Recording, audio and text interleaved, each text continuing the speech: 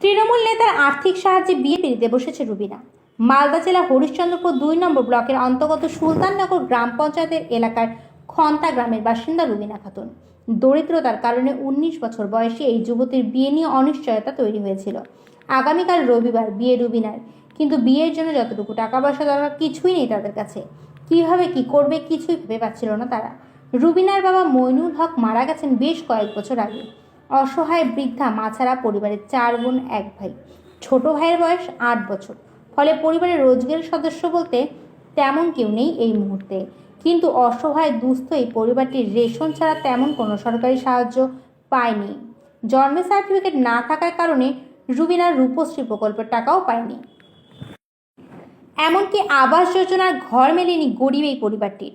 অসহায় এই পরিবারের দরিদ্রতার কথা জানতে পেরে মালদা জেলা তৃণমূলের সাধারণ সম্পাদক তথা হরিশ্চন্দ্রপুরের নেতা বুলবুল খান, তিনি তাদের দরিদ্রতার কথা জানতে পেরে তাদের পাশে গিয়ে দাঁড়ালেন সহৃদয় এই তৃণমূল নেতা।